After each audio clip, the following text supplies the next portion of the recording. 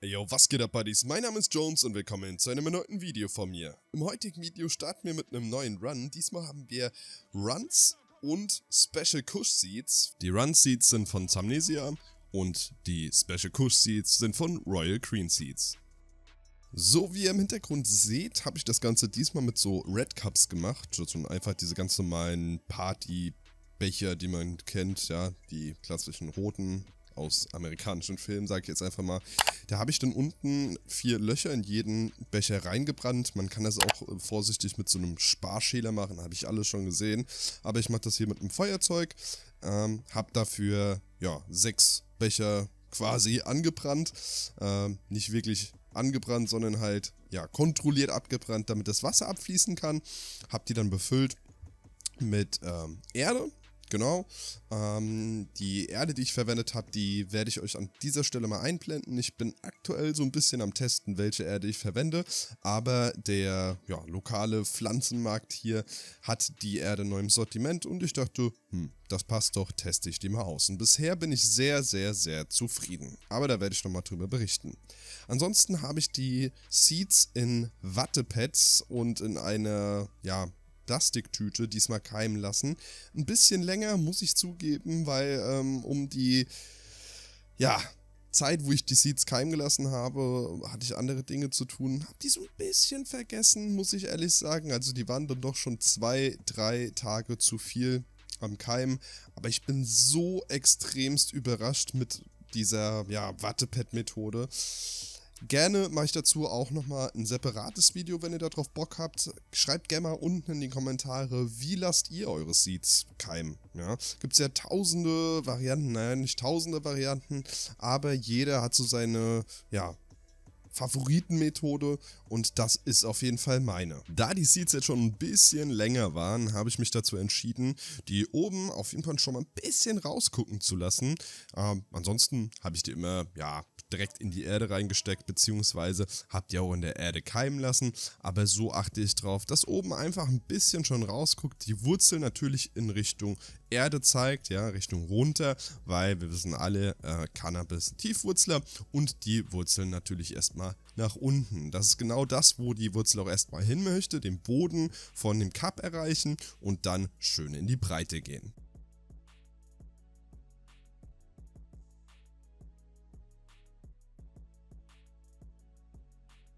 Wie ihr gerade gesehen habt, habe ich die Erde mit den Seeds natürlich auch feucht gemacht, nicht nass, sondern einfach mit einer Sprühflasche und gutem Wasser. Das heißt pH angepasstes Wasser. Einfach schön drauf spritzen. What? Bro, what are you talking about, man? Und 3, 4 Spritze lang da. Wie gesagt, soll feucht sein, aber nicht nass. Damit die Erde nicht schimmelt, sollte eine gute Luftzirkulation in eurem Zelt sein, beziehungsweise in der Box, wo ihr eure kleinen Pflänzchen beziehungsweise Ladies dann reinstellt.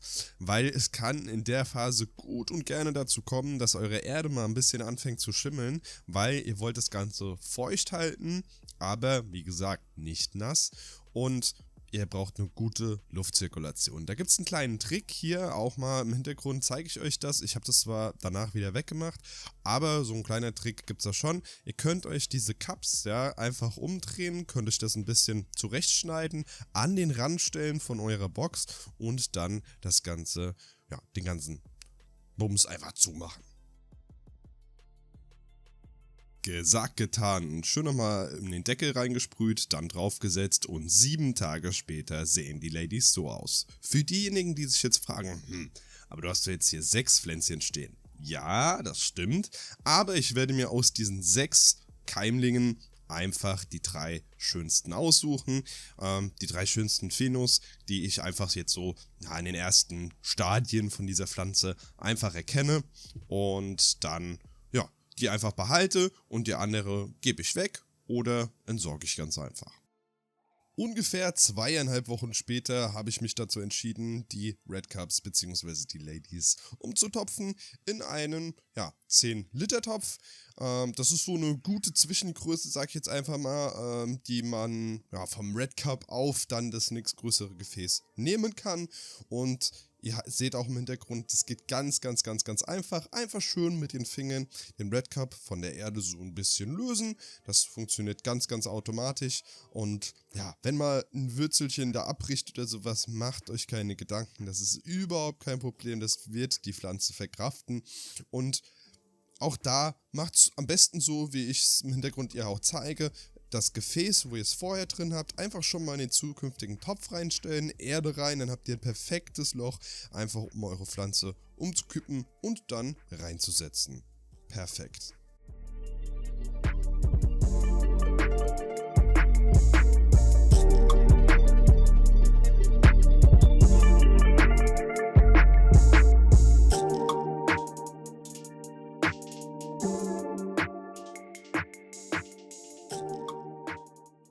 Selbstverständlich darf man nicht vergessen, den Pflanzen auch noch ein paar Namensschilder zu geben.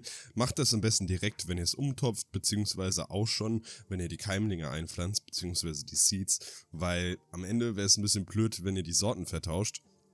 Das sollte euch nicht passieren. In der Mitte ist zum Beispiel jetzt schon die Special Kush drin, links wird eine Runs kommen und rechts auch nochmal eine Runs. Was wir auf jeden Fall mal machen können, ist über die Unterschiede von meinem letzten Grow zu diesem Grow jetzt sprechen. Im letzten Grow waren es natürlich Automatics, ja, Ghost Train Haze Automatics, bis auf die letzte, die war dann, ja, anscheinend doch eine photoperiodische. Naja, passiert, aber wir haben sie gut durchbekommen. Und jetzt voller Absicht einfach photoperiodische. Warum Runs und warum Special Kush? Zum einen fasziniert mich die Sorte Runs schon extremst lange. Nicht nur die Farbe, die man immer sieht bei den ganzen Grows von den Leuten und auf den Bildern, sondern ja, auch die Beschreibung der Sorte gefällt mir sehr gut. Runs an sich ist eine Kreuzung aus Gelato und Skittles, also zwei der gehyptesten Sorten, würde ich sagen, aktuell.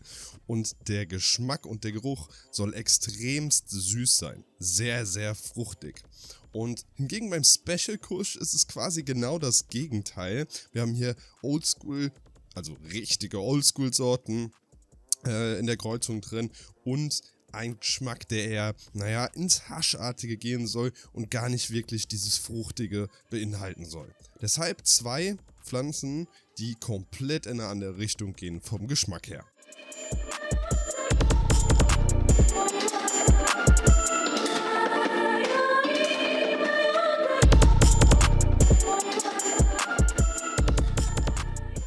An Tag 44 und an Tag 50 habe ich mich dazu entschieden, die Pflanzen auch zu entlauben.